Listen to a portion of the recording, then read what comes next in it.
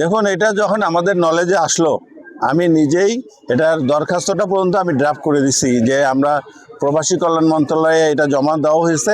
আমি প্রবাসী কল্যাণ মন্ত্রীর সঙ্গে যোগাযোগ করছি এবং তার সঙ্গে আমি ব্যক্তিগতভাবে সাক্ষাৎ করে দেখা করে কথা বলছি এবং ওনারা চেষ্টায় আছেন এটা আমাদের হাই কমিশনের মাধ্যমে ওটাকে ফেরত আনানোর জন্য চেষ্টা হচ্ছে।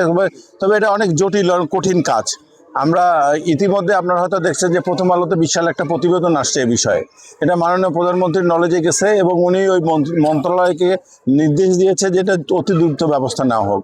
আমি ইনশাল্লাহ আগামীতে যে আবার এটা সংসদে কথা তুলব, আবার নোটিশ দেওয়া আছে সংসদে, যে কোনো দিন আসতে পারে।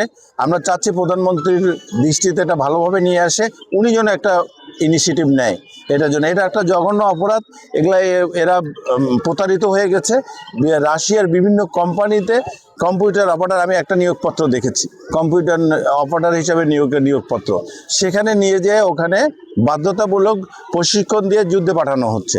এটা অত্যন্ত গর্হিত কাজ এবং যারা এই প্রক্রিয়ার সঙ্গে সম্পৃক্ত, ইতিমধ্যে আমাদের সরকার ব্যবস্থা নিয়েছে।